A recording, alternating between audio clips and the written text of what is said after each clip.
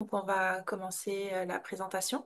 D'abord, je vous remercie tous d'être avec nous aujourd'hui pour entendre notre présentation à propos des infrastructures pour opérationnaliser la transition vers la carboneutralité. Donc, c'est un rapport qui fait partie de notre série de publications liées aux perspectives énergétiques canadiennes avec au niveau de la troisième édition. Les principaux auteurs de ce rapport sont Normand Mousseau et Simon Langlois-Bertrand. Euh, donc, quelques mots sur l'IET. Notre mission principale, en fait, est de mobiliser les connaissances scientifiques et de gouvernance pour aider à catalyser la transition vers un système énergétique canadien décarboné. Donc, on se concentre principalement sur le soutien à la formation et à la recherche, aussi le soutien au niveau des analyses et de l'accompagnement pour contribuer à concevoir des réponses aux défis qui nous attendent pour la décarbonation. Et enfin, au niveau de la communication pour vulgariser les enjeux et contribuer au dialogue sociétal. Euh, Nos activités sont possibles grâce à un don de la Fondation familiale Trottier qui a été renouvelé récemment en 2023. Quelques-uns de nos principaux récents projets, notamment, concernent l'élaboration d'une grille d'évaluation pour un projet de biomasse dans le contexte d'un Canada carboneutre, ou encore des analyses liées à comment réduire la demande de pointes d'électricité et améliorer la résilience euh, des systèmes électriques ou une société électrifiée. Et enfin, le carrefour de modélisation énergétique qui a été qui est co-dirigé avec l'IESVIC de l'Université Victoria et l'Université de Calgary, qui a comme objectif de soutenir l'écosystème de la modélisation énergétique au Canada. Donc, comme je l'ai mentionné, cette présentation aujourd'hui sera faite notamment par Normand Mousseau, professeur de physique à l'Université de Montréal et directeur scientifique de l'Institut de l'énergie Trottier, et Simon Langlois-Bertrand, associé de recherche à l'Institut de l'énergie Trottier aussi, et animé par moi-même, qui suis également associé de recherche à l'Institut de l'énergie Trottier. Euh, Quelques éléments de fonctionnement. Il y aura une période de questions à la fin de ce webinaire. Donc, on vous demande de les noter, de les écrire dans l'outil questions et réponses ou simplement de les poser directement à la fin de la présentation. Donc, les principaux éléments qui vont être présentés aujourd'hui concernent l'exploration de la nature des transformations pour les infrastructures canadiennes pour être capables d'atteindre la carboneutralité. Et on se rend compte que ces transformations touchent la question des procédés de fabrication et du choix de consommation, mais aussi de l'évolution technologique, tant du côté production que de consommation pour les secteurs tels que le bâtiment, le transport, l'électricité ou le captage et la séquestration de CO2. Et on va commenter sur quelques pistes pour l'opérationnalisation de ces transformations. Je laisse la parole à Simon Langlois-Bertrand. Merci Loïse. Merci à tout le monde d'être là.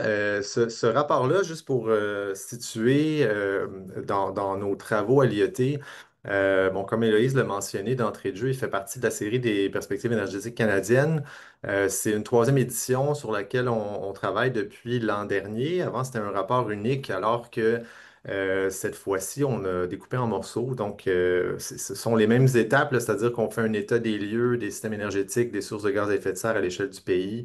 Puis ensuite, une modélisation de scénarios de carboneutralité pour comparer et regarder un peu ce qu'on sait à partir des connaissances technologiques aujourd'hui sur les trajectoires là, qui pourraient mener le Canada à être carboneutre en 2050. On a là-dedans une analyse qui permet d'identifier des enjeux stratégiques ou des enjeux plus court terme ou moins bien étudiés sur lesquels on se penche par la suite. Puis là, le rapport qu'on présente aujourd'hui, c'est le deuxième là, de ceux-ci. Donc, vous avez sur la diapo ici celui qui a été publié sur la décarbonation du transport en route il y a quelques semaines. Donc, aujourd'hui, on va s'attaquer aux infrastructures. Puis évidemment, tout ça se fait en parallèle avec nos autres travaux sur des enjeux stratégiques. Bon, le cadre d'aide à la décision sur les usages de la biomasse qui a été publié il y a quelques jours. Bon, une analyse de la planification des réseaux électriques et plusieurs autres. Je peux changer de diapo. Donc, juste pour dire dans les grandes lignes, sans revenir sur la modélisation au complet, ce qu'on sait d'après les modélisations qu'on a faites, qu'on fait depuis plusieurs années, puis que d'autres ont fait aussi Les grandes lignes se ressemblent beaucoup. Donc, atteindre la carboneutralité, ça suppose des réductions de gaz à effet de serre qui demandent des transformations technologiques très majeures dans tous les secteurs. Donc, de la production d'énergie aux services eux-mêmes. Ça suppose ensuite une contribution substantielle du captage puis d'activités à émissions négatives, qui sont beaucoup de points d'interrogation aujourd'hui, qui peinent à décoller. Donc, évidemment, on aborde ce sujet-là dans le rapport aussi. Mais ce qu'on veut mettre comme sur la table d'entrée de jeu, c'est l'impact potentiellement profond sur le quotidien qui va accompagner ces transformations-là. Donc, la livraison, l'utilisation d'énergie propre, entre autres par l'électricité, ça ouvre la voie à de nouvelles façons de faire que c'est très difficile d'imaginer aujourd'hui. Donc, il y a 120, 130 ans, on n'avait aucune idée de l'ampleur là, de l'utilisation du pétrole puis de tout ce qui s'en suivrait. Donc, c'est un peu le même principe aujourd'hui. Personne ne peut prétendre savoir quel genre de transformation ça va amener. Par contre, on peut regarder les bénéfices puis les barrières à plus court terme là, pour amorcer ces transformations-là. Donc, ça va être un peu le sujet aujourd'hui. Je change de diapo, s'il vous plaît. Donc, l'atteinte de la carboneutralité, ça passe par une électrification massive des services. Ça ne devient pas la seule source d'énergie, mais il y a une augmentation très majeure de l'utilisation de l'électricité. Ça permet, comme on le voit sur les projections ici, de réduire la demande énergétique totale de 9% d'ici 2050, malgré le fait que la population est projetée d'augmenter, malgré le fait qu'on assume une croissance du PIB qui est bon, assez conventionnelle. Donc, la réduction importante de la consommation énergétique, ça s'appuie sur deux tendances opposées. Donc, d'une part, évidemment, en décarbonant, ben, ça veut dire qu'on voit une réduction spectaculaire du rôle des combustibles fossiles pour arriver à un Canada carboneutre. Puis la deuxième tendance qui vient compenser partiellement la première, c'est un doublement de la production d'électricité d'ici 2050. Donc, ça donne une évolution assez marquée du bouquet énergétique canadien. Et donc, ça veut dire une transformation en profondeur des secteurs économiques à travers le pays, parce qu'évidemment, cette transformation-là affecte à la fois la production énergétique puis sa consommation sous toutes les formes. Donc, ça amène à beaucoup de discussions sur les morceaux des trajectoires vers la carboneutralité. Mais ce qu'on a voulu aborder ici, c'est les changements plus structurels, entre autres aux infrastructures qui sont nécessaires pour accompagner et rendre possible tous ces changements-là. Donc, je vais laisser la parole à Normand pour le reste de la discussion. Merci, Simon. Donc, en effet, les modélisations qu'on fait nous montrent une transformation, nous montrent les chemins les moins coûteux techniquement, si on veut, c'est de l'optimisation technico-économique. Par contre, on ne nous dit pas vraiment qu'est-ce qu'il faut faire pour opérationnaliser ces transformations-là, et c'est un peu l'objectif du rapport là, qu'on met sur la table et de cette présentation-là. Donc, il y a des conséquences collatérales, évidemment, à cette transformation-là. Par exemple, on ne peut pas décarboner les secteurs comme le transport, le bâtiment, sans s'assurer d'avoir l'électricité nécessaire. Donc, il y a un enjeu de synchronisation et une temporalité dans la façon dont on doit déployer certaines infrastructures. On doit aussi développer des technologies qui nous manquent. Donc, les modèles peuvent nous donner des indications sur les trous, les manquements, et je vais revenir là-dessus.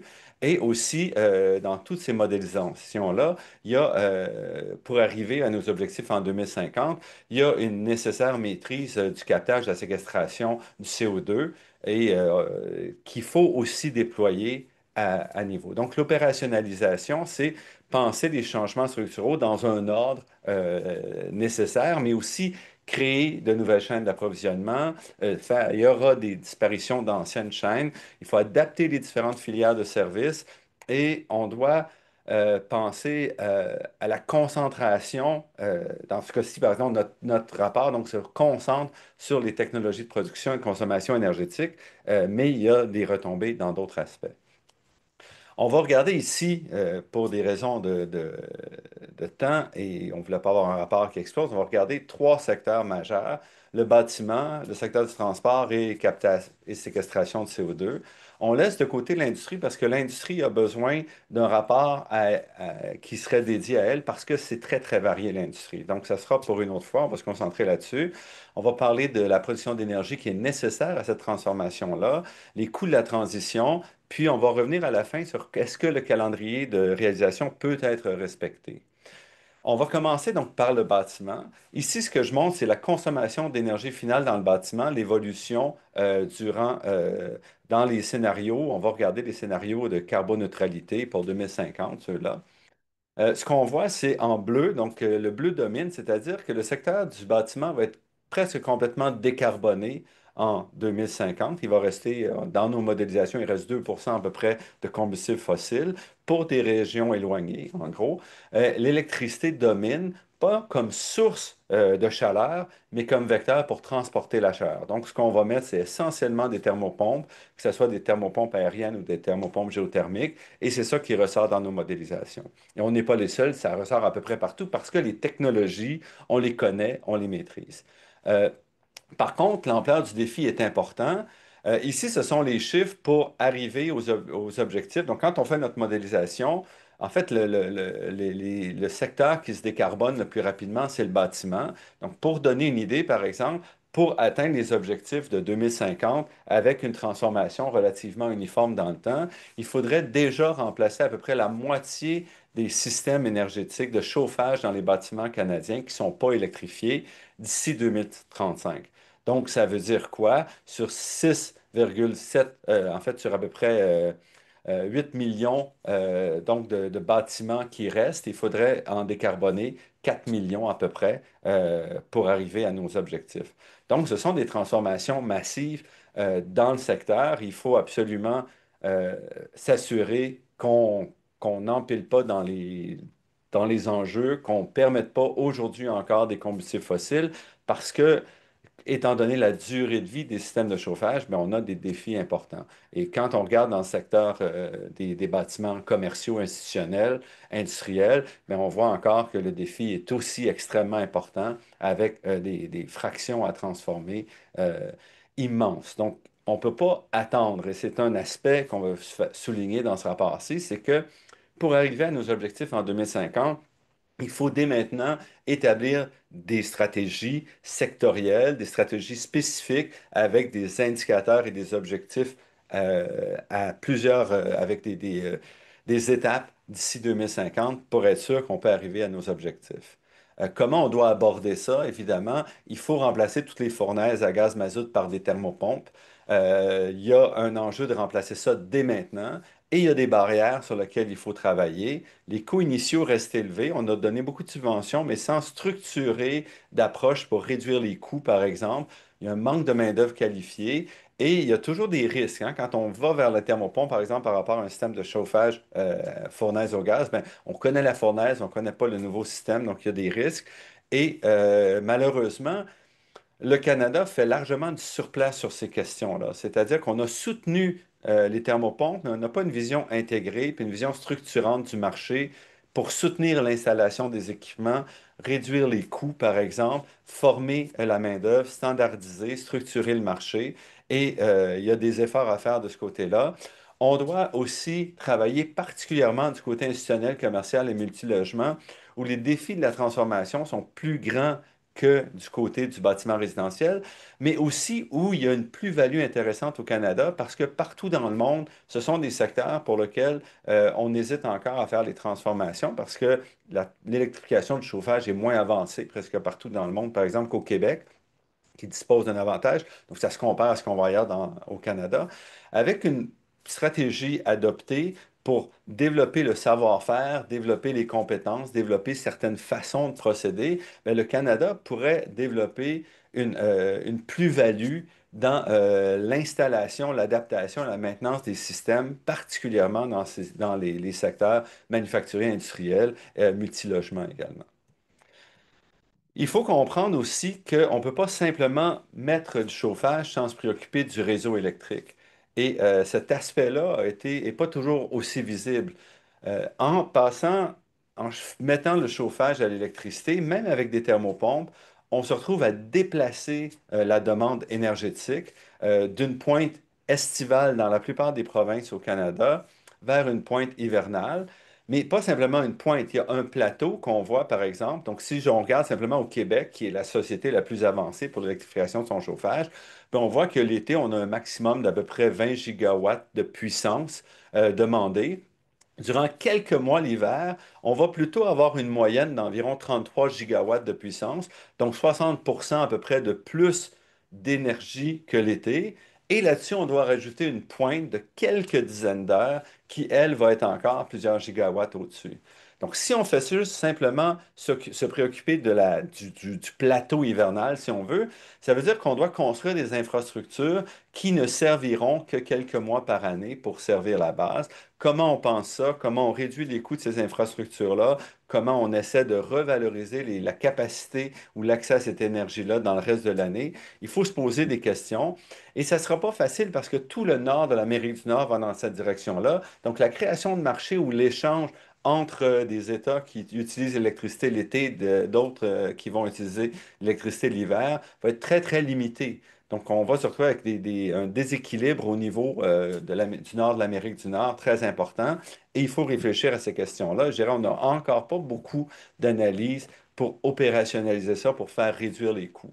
Donc, les défis pour les distributeurs d'électricité sont importants. Il faut rehausser la production d'électricité, mais aussi la capacité du réseau. Il faut répondre à la demande hivernale et on a un rapport là, préparé par Héloïse Edom qui va paraître là, dans les prochaines, bon, probablement à la fin de l'été. Là, il est presque il est terminé. Là, on va attendre la fin des vacances pour le publier, qui parle justement de cet aspect-là. Donc, on doit penser à la gestion de la demande. On va être très limité dans nos échanges en termes d'équilibrage entre les saisons. Et et si on n'avance pas rapidement par les distributeurs d'électricité, ben, on risque d'avoir des refus de leur part lorsqu'on voudra électrifier des secteurs, et ce qui va retarder la décarbonation de manière importante.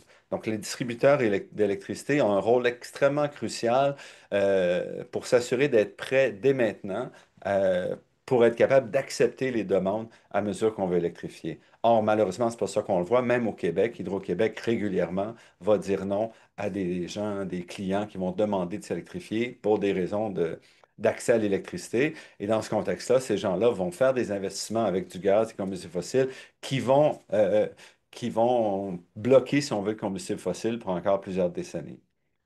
Donc, le secteur du bâtiment, on le voit, donc on dispose des technologies, mais les enjeux sont autour, dans l'accès à l'énergie, mais aussi dans la façon dont on intègre ces technologies-là pour réduire les coûts du système. Et donc, c'est là que ça doit jouer pour réfléchir à l'opérationnaliser, cette transformation-là.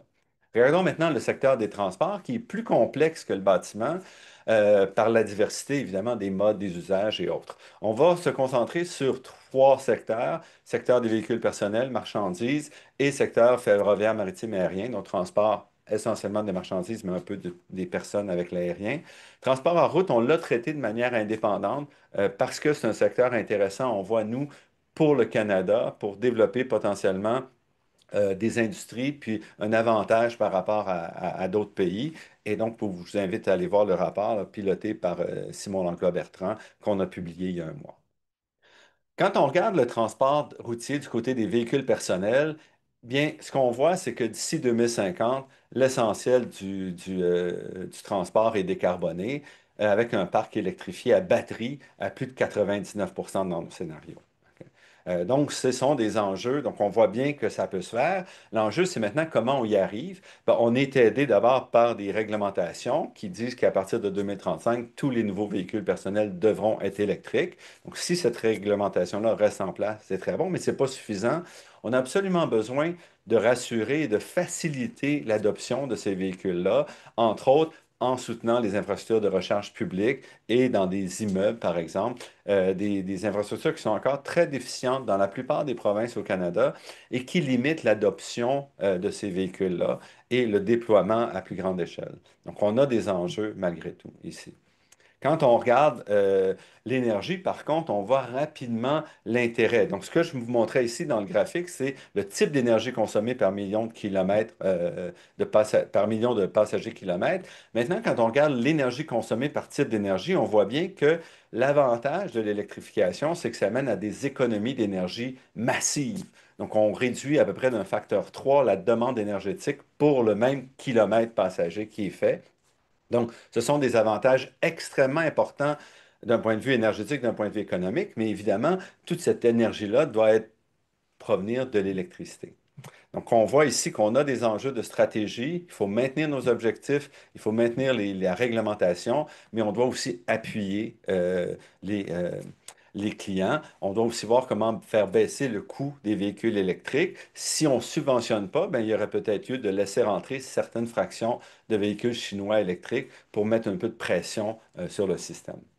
Dans le transport routier, si on regarde le fret, ce qu'on observe ici quand vous regardez la ligne en 2050, c'est que le transport routier en 2050 est basé sur l'électricité, les caténaires et l'hydrogène. Donc, on décarbone le secteur routier dans nos modélisations, mais on va le décarboner avec une variété d'infrastructures potentielles.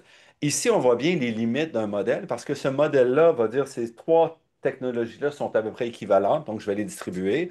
Or, d'un point de vue structurel, c'est pas très raisonnable de déployer comme ça trois technologies à très grande échelle parce qu'elles vont demander chacune des infrastructures importantes et coûteuses. Malgré tout, ici, encore une fois, quand on électrifie, quand on s'éloigne du pétrole et du charbon, pardon, du pétrole et du pétrole essentiellement ici, ce qu'on va voir, c'est qu'on va voir une réduction importante aussi de la demande totale en énergie. Donc, il va falloir faire plus d'électricité, mais il y aura des gains très nets dans le système. Donc, comment est-ce qu'on doit s'y prendre? Il va falloir faire des choix stratégiques pour le déploiement des infrastructures. Cette ces choix-là sont influencés par la réglementation, par la standardisation aussi et les choix des voisins. Donc, si on regarde par exemple en Europe, on a mis des réglementations pour le travail des camionneurs qui doivent s'arrêter à tous les 4 heures pendant 40-45 minutes et aussi dont les camions sont limités à 100 km/h. Dans un contexte comme ça, 4 heures, 100 km/h, on a donc besoin de batteries qui ont peut-être 500 km d'autonomie et qui doivent être rechargées rapidement à toutes les 4 heures. Bien, on voit qu'en Europe, on peut tout de suite identifier que les camions à batterie rechargeables vont dominer très, très rapidement parce que la réglementation sur le travail des camionneurs fait en sorte de valider, si on veut, les solutions à batterie. Dans le cas de l'Amérique du Nord, on n'a pas cette réglementation-là. Donc, on aura besoin probablement de rouler plus longtemps, d'être capacité de rouler plus longtemps, plus vite. On a l'hiver également. Donc, il va falloir choisir des technologies différentes. Est-ce que ce sera des caténaires sur la durée, de la recharge en route, de l'hydrogène? Et pour le moment, il est impossible de savoir quel va gagner. Il est donc essentiel pour les gouvernements de s'assurer de mettre en place des projets pilotes à échelle, de collaborer entre eux pour que les investissements qu'on fasse, les infrastructures qu'on déploie, soient le moins coûteuses possible et nous permettent d'avancer le plus rapidement possible. Il y a des avantages et inconvénients pour les différentes solutions qu'il faut bien équilibrer et on ne peut pas se permettre de retarder de ce côté-là. Euh, donc, ce qu'on peut dire, c'est que la nature des résultats qu'on voit dans nos modèles, ça souligne les incertitudes techniques et économiques. Donc, ces modèles-là nous permettent de comprendre ça, nous comprendre l'importance de réduire ces incertitudes-là par des projets pilotes à grande échelle. Et si le Canada ne bouge pas rapidement, bon, on risque de se voir imposer des choix technologiques qui vont venir de l'extérieur et donc de réduire la capacité de voir émerger des entreprises canadiennes innovantes qui pourraient être des acteurs importants dans ce domaine-là. Donc, en parallèle, évidemment, ces transformations-là ne doivent pas se faire d'un point de vue étroit, mais doivent se faire d'un point de vue global du transport des marchandises, c'est-à-dire en utilisant cette transformation-là pour repenser l'équilibre entre le transport routier, maritime et ferroviaire, par exemple. Donc, on a ici des occasions intéressantes. Parlant de transport maritime et ferroviaire, donc regardons un peu ce qu'on voit. Dans nos éditions, le ferroviaire est aussi, dans nos modélisations, le ferroviaire est aussi presque complètement décarboné grâce à l'hydrogène et à l'électricité. Ici encore, il y a des inconnues importantes derrière ces projections-là.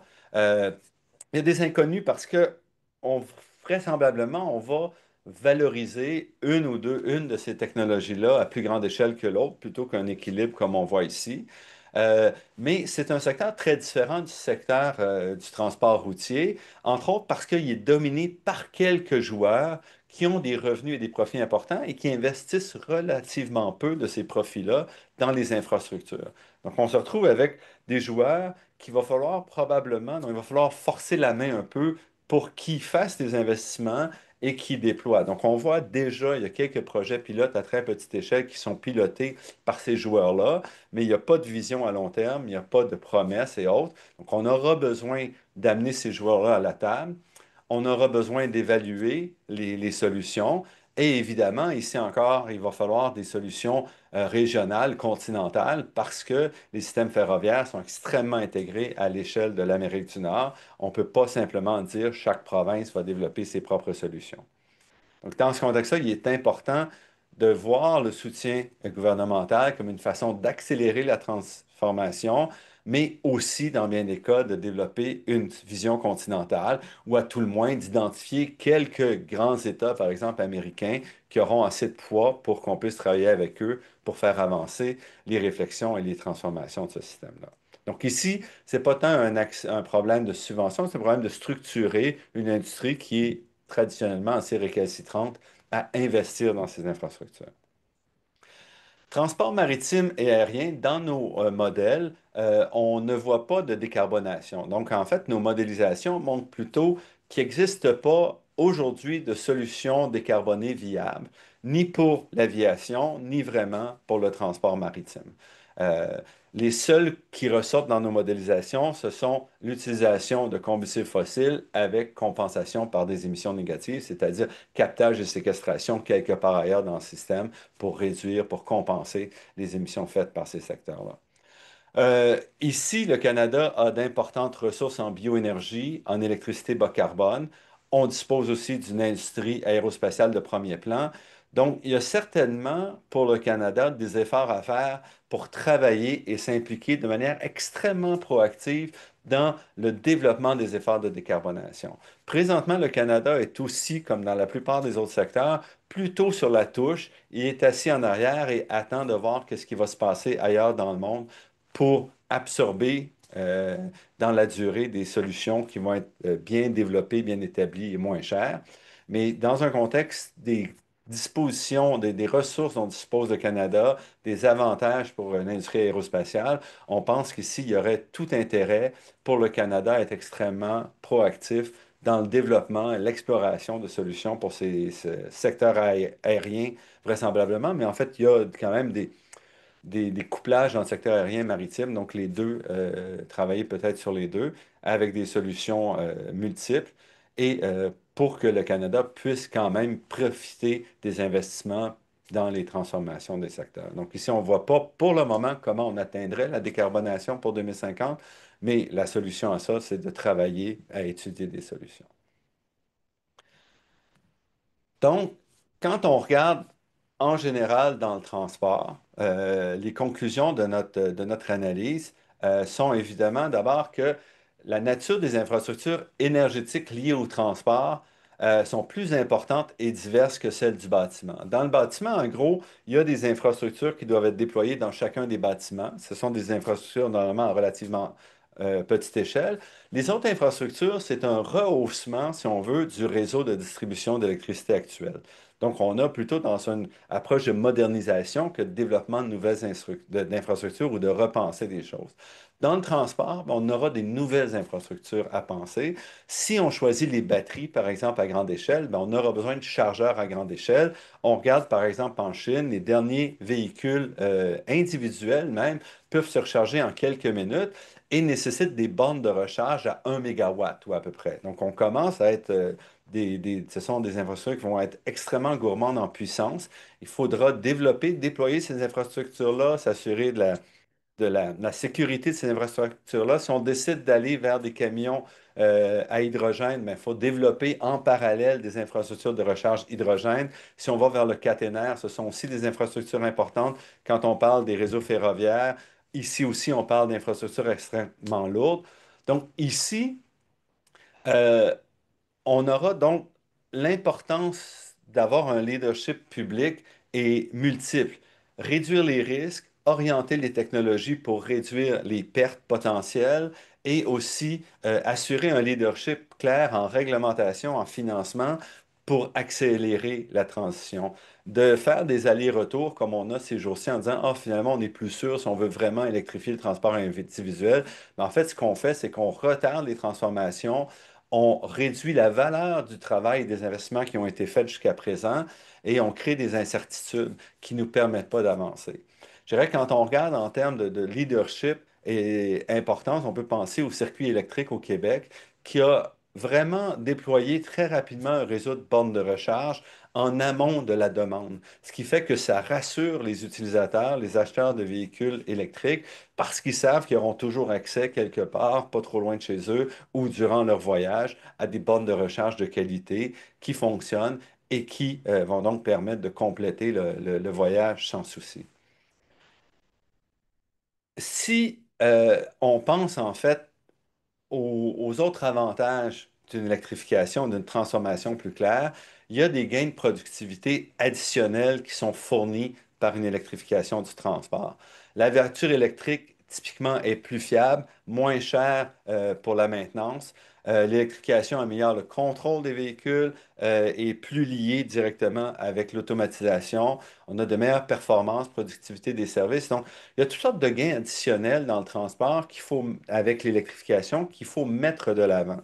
Et on n'a pas vu ça, par exemple, récemment, là, il y avait les utilisateurs d'autobus scolaires qui se plaignaient que les autobus électriques demandaient plus d'entretien que les autobus à essence, à diesel. Ben, certainement, il y a un problème. Il y a un problème de conception parce que ce qu'on voit, c'est que ce n'est pas le cas en général. Ça ne devrait pas être le cas avec ces véhicules électriques. Donc, il faut travailler pour s'assurer de bénéficier des gains de productivité qu'on connaît avec ces infrastructures-là. Un autre secteur qu'on voulait traduire, donc traiter avant la production d'énergie, c'est le rôle crucial du captage et de la séquestration du CO2. Simon vous a montré tout à l'heure nos projections pour les émissions de gaz à effet de serre au Canada et l'atteinte la carboneutralité, ben, on voit bien qu'en 2050, on atteint la carboneutralité pas en ne faisant plus aucune émission, mais en compensant les émissions dans des secteurs qu'on ne sait pas réduire, par exemple en agriculture, dans l'industrie procédée, par exemple, aussi un peu en combustion. Donc, compensant ces émissions-là par du captage et séquestration. euh, à la fois pour réduire les émissions dans l'industrie, mais aussi faire de l'extraction du carbone pour être capable d'avoir des émissions négatives. Donc l'extraction du carbone, soit en prenant de la biomasse et en la séquestrant, ou en extrayant directement le carbone de l'air. Et ce ne sont pas des petites quantités. On parle en effet d'à peu près 160 millions de tonnes annuellement de CO2 qu'il faudrait capter et séquestrer, soit à peu près le quart des émissions actuelles. C'est immense, OK? Ça demande une infrastructure déraisonnable et ça montre vraiment qu'on doit travailler sur des solutions alternatives, des technologies à zéro carbone dans plusieurs secteurs pour lesquels on n'a pas encore de solution aujourd'hui. Euh, Si on terme en termes de volume, là, ça représente autant que la production actuelle de sable bitumineux en termes de masse en fait de masse, mais en termes de volume, c'est beaucoup plus parce qu'on parle ici de gaz et non de liquide qu'il faudrait enfouir. Donc c'est immense. Même si on n'a pas besoin, et j'espère qu'on ne se rendra pas là, mais même si on devait stocker 40, 50, 60 millions de tonnes, on a besoin d'avoir des technologies et de tester ces solutions-là. Et présentement, ces technologies-là qui sortent dans nos modèles, en fait, sont très incertaines, en fait, sont accompagnées d'incertitudes technologiques et de coûts extrêmement importants. Donc, si on regarde ces chiffres-là, qu'est-ce que ça veut dire? Euh, on parle, mettons, de 100 millions de tonnes, si on peut réduire, là. Aujourd'hui, on capte à peu près 1,5 million de tonnes de CO2 au Canada par année, essentiellement qu'on réinjecte dans des puits de pétrole pour faire de l'extraction. OK? Pour atteindre les niveaux qu'on modélise, il faudrait faire une augmentation massive. Donc, il faudrait en gros multiplier par plus de 100 la production ou la captage de séquestration de CO2, multiplié par plus de 100 cette industrie en 25 ans. Si on compare, là, la production des sables bitumineux a cru d'un facteur 8 et un peu moins entre 1995 et 2023. Donc, ce qu'on voit, c'est que sur la même durée, il faudrait aller à peu près 12 fois plus vite que l'industrie des sables bitumineux. Donc, les défis sont immenses. Les projections qu'on voit quand on arrive à ces chiffres-là nous montrent surtout les inconnus pour décarboner l'industrie lourde, le transport et l'agriculture et la nécessité d'investir pour développer des solutions à zéro carbone pour ces industries-là afin de ne pas avoir à s'appuyer autant sur le captage de séquestration. Il y a des pistes de solutions à la source qui sont en développement, mais il faut continuer à travailler là-dessus. Ceci dit, malgré ces avancées-là, il est certain, selon nous, qu'il faudra avoir le captage-séquestration à grande échelle. Pour que ce soit faisable, il va falloir augmenter le taux de captage, réduire les coûts énergétiques et valider les ressources géologiques pour le stockage. Donc, je veux juste revenir un peu sur ces trois défis-là. Quand on regarde le taux de captage, par exemple, la capacité théorique du taux de captage est d'à peu près 95 pour des émissions concentrées, mais quand on regarde les projets canadiens, par exemple, en opération, on en est loin de là. Boundary Dam, Quest sont en bas de 75 NWR, Sturgeon également, et il y a juste Glacier qui est un nouveau projet lié à une usine, à une centrale thermique au gaz naturel qui atteint 89 donc pas encore 95. Or, si on veut être à zéro, il faut aller chercher l'ensemble et tout ce qui n'est pas capté comme ça, va falloir le capter par des technologies ampleur plus coûteuses. Donc, il faut absolument valider qu'on soit capable d'augmenter notre taux de captage. L'autre défi, les coûts énergétiques. La dépense énergétique augmente, puis plus on diminue la concentration de CO2, plus évidemment ces coûts-là augmentent. OK? Donc, capter à la source, c'est là qui est le plus intéressant. Glacier, selon la compagnie, on a besoin de donc 2 gigajoules ou 560 kWh par tonne de CO2 capté à la cheminée pour un coût net à peu près de 32 la tonne. Donc, ce qui est extrêmement pas cher. Si on est capable de faire ça, c'est tant mieux. Mais ça voudrait dire, donc si on était capable de capter à 5 le CO2, comme le fait le Glacier, ben, on aurait besoin quand même de 56 TWh par année, ce qui nous coûterait à peu près 3,2 milliards par année, simplement en captage et séquestration. OK? Donc, dans la réalité, pour des concentrations plus faibles, des trucs moins propres, il faudrait multiplier par 3 ou 4 la quantité d'énergie et les coûts. Donc, il y a un travail très fort à réduire ces coûts-là pour augmenter la capacité de capter. Finalement, il faut valider les ressources géologiques.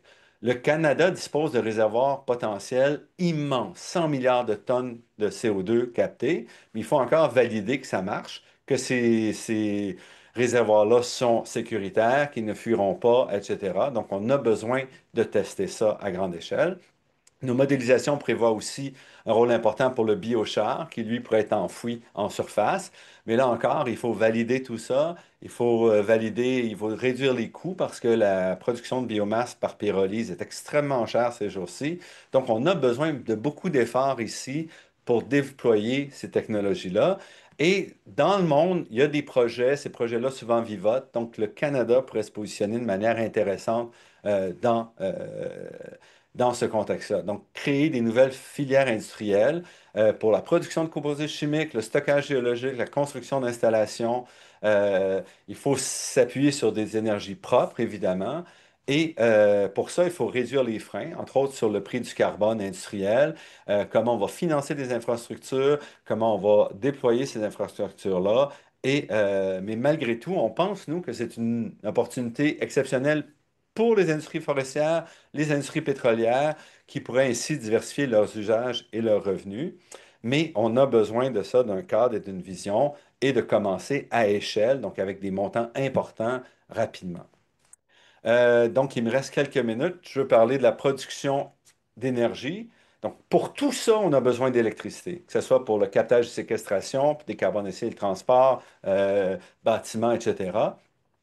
Nos modèles montrent que pour faire ça, on aurait besoin de doubler la production d'électricité d'ici 2050, passer d'à peu près 650 TWh à 1280 TWh. OK? Quand on regarde en termes de production, l'hydroélectricité reste à peu près ce qu'on connaît aujourd'hui à 20 Le nucléaire serait multiplié par 4 pour atteindre 360 TWh, l'éolien par 8 pour à peu près le même montant, et le solaire moins. Pourquoi? Parce que le solaire, la production d'électricité solaire n'est pas alignée avec les demandes hivernales qui sont massives. Donc, on a plus d'énergie solaire l'été que l'hiver. Or, c'est l'hiver qu'on a besoin d'énergie. Donc, dans le contexte actuel, c'est une mauvaise idée de mettre de l'avant du solaire. Euh, Même chose, le nucléaire. Pourquoi est-ce que ces énergies-là sortent? Je vais revenir un peu sur le niveau d'énergie, puis la valeur des différentes sources d'énergie au cours des prochaines diapos. On exploite tout ça plus en détail là, dans le rapport. Donc, première chose à voir, c'est quand on dit qu'il faut doubler l'électricité, ben, on sous-estime cette demande-là. Pourquoi? Parce qu'il y a des biais importants dans nos modèles. Le premier, c'est qu'on a une approche conservatrice dans l'inclusion de nouveaux secteurs. Donc, en gros, on n'inclut pas de nouveaux secteurs industriels dans nos modélisations. Or, les nouveaux secteurs industriels sont souvent fortement demandeurs en électricité, que ce soit l'énergie, l'intelligence artificielle, les serres, etc. Ensuite, nos modèles font une utilisation optimale de l'énergie. Donc, on utilise toujours le moins d'énergie possible avec les meilleures technologies possibles à travers tous les secteurs. Dans la vraie vie, c'est pas ça ce qui se passe. Donc, il est certain qu'on aura besoin de beaucoup plus d'énergie, d'électricité que ce qui est dans nos modèles, probablement un 50 à 100 de plus que ce qu'on prévoit ici. Donc, il faut dès maintenant construire et augmenter la capacité du système sans nécessairement tripler, mais en étant suffisamment confiant que les besoins vont être immenses, alors on doit construire. Et c'est pas vrai que l'efficacité énergétique peut nous livrer ça. En fait, la meilleure efficacité énergétique, c'est l'électrification de procédés actuellement fonctionnant au combustible fossile. Et ça va demander de l'électricité. Les valeurs des diverses sources d'électricité sont multiples. Donc, quand on regarde simplement le coût au kilowattheure, on voit ici, ce sont des chiffres internationaux. On voit que l'éolien et le solaire terrestre, avec un S, offrent l'électricité la moins chère, d'accord? De beaucoup. Donc, on est à autour de 29, donc 2,7 cents le kilowattheure quand on regarde les prix les moins importants. Et ça se compare de manière avantageuse à toutes les autres solutions, même au nucléaire déjà installé. On ne parle pas des nouvelles installations là, qui sont beaucoup plus chères. Euh, Par contre, la valeur, par exemple, des énergies intermittentes ne peut pas être prise simplement quand on déploie à très grande échelle ces sources d'énergie-là. Elle ne peut pas être prise simplement comme la valeur de la production d'électricité parce que la production de cette électricité-là n'est pas toujours alignée avec la demande. Donc, il y a une valeur importante à aligner la production énergétique avec la demande. Ça peut se faire de deux façons. Ça peut se faire avec un stockage de masse qui nous permet de stocker l'électricité quand elle est produite pour la rendre un peu plus tard. Et quand on regarde le prix, par exemple, des batteries lithium-ion, on voit qu'il y a des baisses extrêmement importantes. Et je vois que les années ont sauté sur ce graphique-là. Donc, désolé. Donc, on voit qu'il y a des baisses importantes. On est à peu près autour d'ici, je pense, ces jours-ci. Donc, il y a encore de la marge pour réduire le coût du stockage. Et ici, on parle de batteries au lithium-ion. Il y a d'autres solutions métal-air qui seraient beaucoup moins chères. Euh, et c'est pour ça que même les solutions chères, comme par exemple le nucléaire, ont une valeur stratégique importante parce que le nucléaire forme une base qui est disponible en tout temps. Donc, le nucléaire n'est pas très flexible, alors ce n'est pas la solution pour tout. Comme on a vu, on va avoir des besoins en hiver en électricité qui seront 60-70 plus élevés que l'été. Donc, on ne voudra pas délester le nucléaire pendant 8 mois par année. On a besoin donc d'un mélange de solutions. On a besoin de solutions de stockage importantes, mais il faut bien étudier, puis je dirais, et ce n'est pas toujours fait correctement, il faut bien valider la valeur stratégique des différentes sources d'énergie.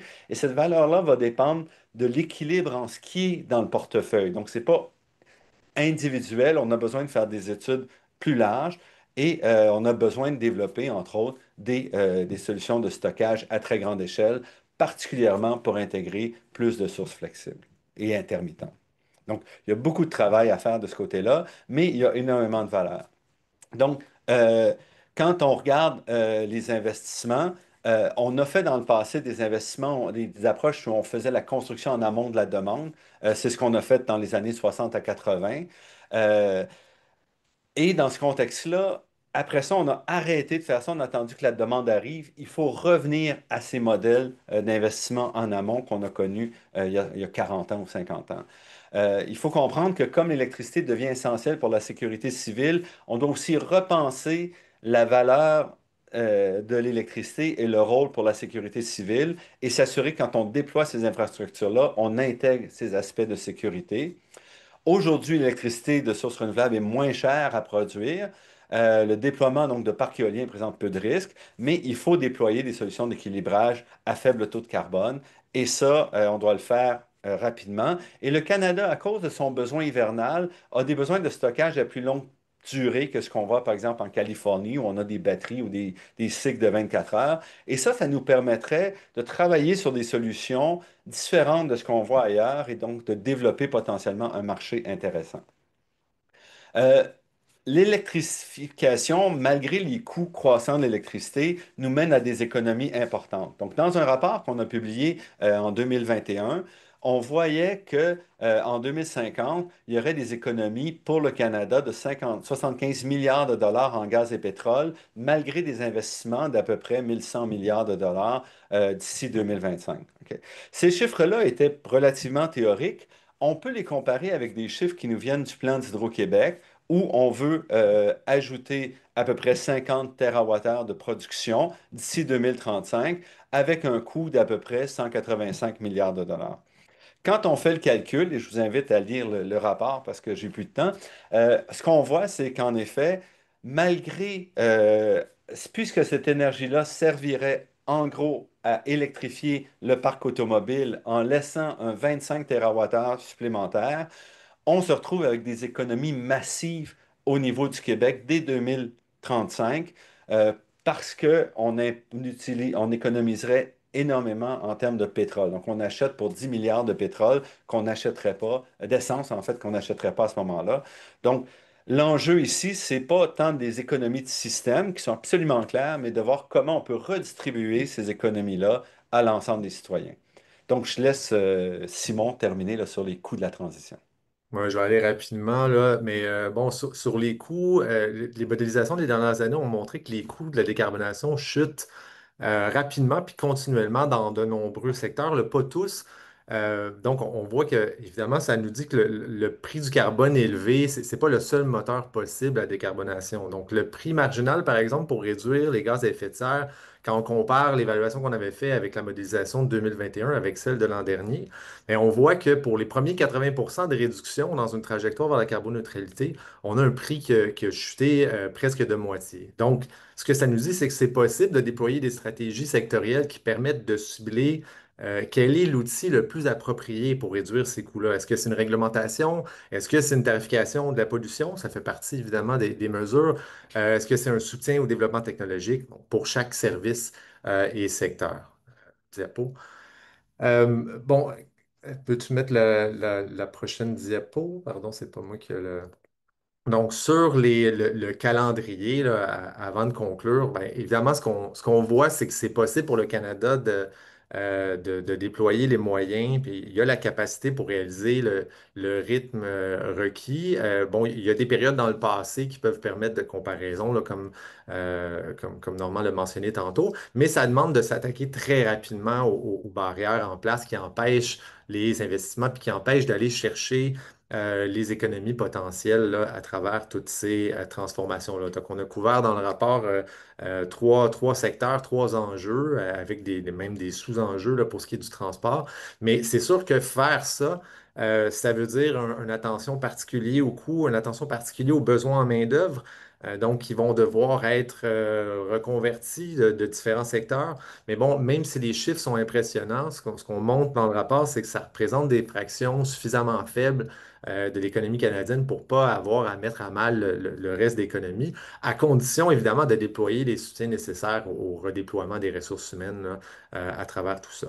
Donc, comment réussir à y arriver? Ben, ça prend essentiellement une vision globale avec des objectifs sociétaux pour voir la contribution puis l'adhésion à la fois des gouvernements, évidemment, avec les mesures, mais aussi des acteurs privés puis des citoyens pour voir vraiment bon, pour traduire autrement dit les bénéfices potentiels de cette transition-là. Donc, ça demande une approche qui va identifier des priorités rapidement parce qu'il y en a des secteurs où on peut bouger, où on devrait bouger très, très vite, comme on a vu, là, comme on a vu pardon, dans les dernières diapos. Mais c'est une approche très demandante en termes d'innovation pour vraiment, comme je disais en introduction tout à l'heure, peut-être reculer un peu ou prendre un pas de recul et arrêter de voir simplement les morceaux un par un de ces trajectoires-là, puis de voir vraiment les transformations requises en profondeur, qu'est-ce qu'elles demandent. Donc, c'est un peu le sujet ici. Puis finalement, en conclusion, bien, évidemment, quand on regarde les scénarios pour atteindre la carboneutralité, c'est ça, c'est certain, pardon, que semble imposer des transformations structurelles qui sont extrêmement rapides à l'économie canadienne. Par contre, ben, la discussion qu'on a ici, c'est quand on évalue les défis à relever dans différents secteurs de consommation de production d'énergie, ça montre qu'un rythme soutenu est possible à la fois structurellement et puis financièrement pour au moins les secteurs dont les technologies de décarbonation sont déjà bien identifiées. Donc, on a les bâtiments, une bonne partie du transport, la production d'électricité. Puis bon, le captage séquestration avec les bémols que Normand a souligné plus tôt. Mais ce qui est encore plus intéressant, c'est qu'évidemment, le coût des technologies carboneutres, là, si on exclut le CSC, chute rapidement, ce qui veut dire que cette transformation-là peut déjà se faire à coût total nul ou même avec des bénéfices par rapport à ce qui serait nécessaire pour maintenir les mêmes services, c'est-à-dire une mise à jour des technologies basées sur les énergies fossiles, pardon. Donc, c'est possible pour le Canada de se tailler une place ici particulièrement étant donné là, l'accord beaucoup plus grand qu'on prévoyait entre productivité et puis décarbonation. Donc, ça serait très intéressant que le Canada puisse en profiter, évidemment. Donc, je vous invite à regarder le reste du rapport puis nous contacter si nécessaire, mais on va avoir quelques minutes là, pour regarder les questions aussi. Merci beaucoup, Simon et Normand, de nous avoir partagé vos commentaires et votre analyse sur la thématique des infrastructures pour la décarbonation. J'invite les participants à nous écrire leurs questions dans le système, dans l'outil de questions et réponses pour qu'on puisse y répondre en direct. Je précise que l'enregistrement va être bientôt disponible en ligne sur notre site Internet et que le rapport est déjà disponible pour ceux qui souhaitent aller un peu plus en profondeur par rapport à ce qui a été présenté aujourd'hui. Peut-être pour lancer la partie des questions, en attendant que les participants inscrivent quelques questions, moi, je lancerai la question un peu sur la thématique de la décarbonation du transport. Et en fait, j'aimerais avoir peut-être un avis sur ce qui a été mentionné, notamment le côté comment la réglementation du travail, donc des conducteurs de camions en Europe, permet de faire émerger une technologie spécifique pour ce qui est de la décarbonation des transports lourds. Donc là-bas, on parle de batterie. Est-ce que c'est quelque chose qui pourrait être souhaitable dans le contexte canadien ou étant donné le contexte qui est très différent, c'est plus ou moins pertinent? Est-ce que je peux avoir votre avis là-dessus? Je pense que d'un point de vue, on a vu la réglementation en Europe, d'abord limite la vitesse des camions à 100 km/h et c'est strict, il y a un blocage et il oblige les camionneurs à s'arrêter aux 4 heures. Dans le contexte nord-américain où on a beaucoup d'États, de provinces différentes avec des longues distances, c'est difficile d'imaginer qu'on pourrait imposer ça. Et ça peut quand même, on peut quand même voir, si on veut, le marché européen comme une façon de développer, déployer et d'apprendre sur les technologies à batterie qui pourraient, à un moment donné, être pertinentes pour l'Amérique du Nord. Mais c'est pas certain qu'on puisse copier directement cette solution-là, qui est un avantage aussi si on veut se positionner pour développer des nouvelles technologies ou des nouvelles approches qui permettent au Canada de se démarquer. Ah, c'était sûr. Merci. Il y a une autre question qui est plutôt sur le côté un peu résilience de tout ce système-là où on décarbone, où donc l'électricité prend de plus en plus de place. Il y a une connexion avec aussi ces enjeux d'infrastructure. Est-ce que vous pourriez commenter sur cette question, sur cet aspect-là, le côté un peu résilience, comment intégrer cet aspect-là dans nos infrastructures? Simon? Oui, bien, ça, j'en ai parlé justement dans la publication du transport en route parce que là, c'est un enjeu qui arrive très, très rapidement quand on regarde le genre de transformation. Mais oui, il n'y a pas de doute qu'il y a il y a un impact, il y a une résilience très accrue qui est nécessaire dans la planification. Pour l'instant, il commence à avoir des stratégies de développement de cette résilience-là dans l'expansion des réseaux. Mais oui, si on imagine une électrification, entre autres, de beaucoup de services de transport, ben, ça prend des stratégies très, très adaptées ou une planification, je devrais dire, très adaptée à certains services en particulier. Donc, il faut arrêter de voir le transport comme étant un truc global. C'est pas la même chose si on parle évidemment de services d'urgence, si on parle de services, bon, ça peut être au niveau municipal, pensez aux services de déneigement, par exemple. Bien, évidemment, c'est difficile de prévoir là, des recharges à travers un hiver qui peut être un peu capricieux parfois, là. Donc, ça demande une planification adaptée à ces enjeux-là. Il y a absolument pas de doute, là. D'accord, Et merci. je Oui. dirais même pour les citoyens, parce les citoyens dépendent de plus en plus de l'électricité, les services de communication aujourd'hui. Et dans ce contexte-là, on a besoin d'avoir des plans qui vont sécuriser les citoyens en cas de panne majeure. On peut imaginer des batteries aussi qu'on installe, mais qui peuvent servir à d'autres usages hors de ces périodes-là, qui servent, par exemple, qu'on peut déployer dans le monde agricole au moment des pointes de demande énergétique là, à l'automne pour le séchage. Donc, il faut être capable de penser de manière plus systémique pour pour réduire les coûts de système, puis euh, éviter donc qu'on ait des infrastructures là, qui servent pas suffisamment. Merci. Il y a une autre question provenant du public concernant les carburants synthétiques ou électrocarburants. Est-ce que vous pourriez un petit peu commenter, parce que ça n'a pas été explicitement mentionné dans ce que vous avez présenté, est-ce que vous pourriez partager un commentaire là-dessus? Oui, ben, je peux peut-être dire, c'est ça, dans le rapport, évidemment, on a rétréci le champ pour parler de quelques, disons, quelques tendances très générales, des tendances peut-être un peu plus certaines que d'autres, là. Donc, bon, l'électrification massive, le fait que les bâtiments, une certaine partie du transport, on a déjà beaucoup de réponses, là. C'est plus une question de déploiement. Puis évidemment, le côté inévitable de la discussion du captage. Mais oui, je pense que je l'ai dit peut-être un peu en biais tantôt. On parle souvent de l'électrification massive. Il reste qu'à l'échelle canadienne, l'électricité atteindrait 60-65% du total dans un mix dans un Canada carboneux. Donc, il y a autre chose, là. Mais les autres choses, les carburants synthétiques en font peut-être partie.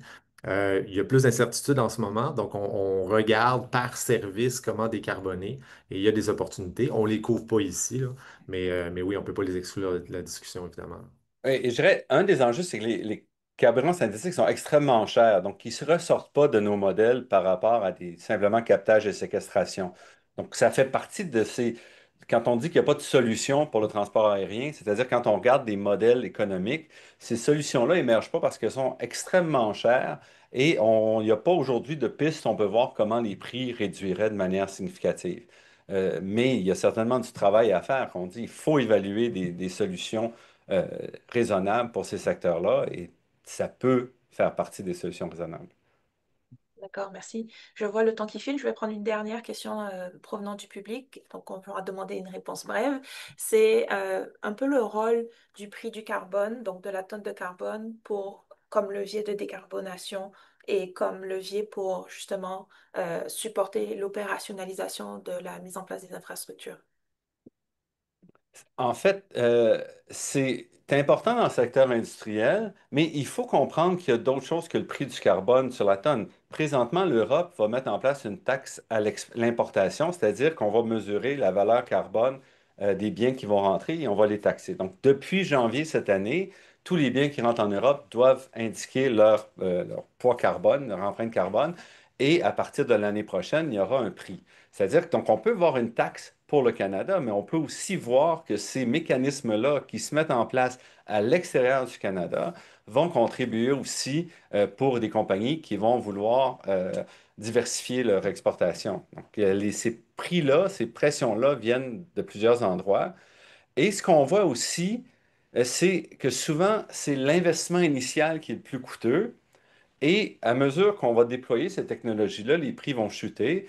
On le voit dans le secteur du transport automobile, par exemple. On le voit dans le secteur du bâtiment, où on pourrait arriver rapidement avec des prix comparables à ce qu'on a aujourd'hui, avec un peu d'effort pour structurer l'industrie. Dans la grande industrie, c'est certain que sur 50 ans, ces prix-là vont être très compétitifs, mais il faut certainement avoir des façons de soutenir là, les premiers, là. Parfait. Donc, je vois que nous avons atteint l'heure de fin de notre webinaire. Je remercie vraiment à tous les participants d'avoir assisté à la présentation aujourd'hui et merci beaucoup à Normand et à Simon de nous avoir présenté leur analyse. Je rappelle que le rapport est disponible sur notre site Internet et l'enregistrement du webinaire d'aujourd'hui sera disponible sous peu, également sur notre site Internet. Je vais juste ajouter, Loïse, avant Oui. de partir, là, pour les questions qu'on n'a pas eu le temps de répondre, vous pouvez toujours me les envoyer par courriel. Là, on pourra avoir la discussion après coup. Et peut-être une dernière information, il y a une version anglaise du webinaire qui aura lieu cet après-midi pour ceux qui aimeraient revoir la présentation. Merci, Merci à Alex. tous. Merci.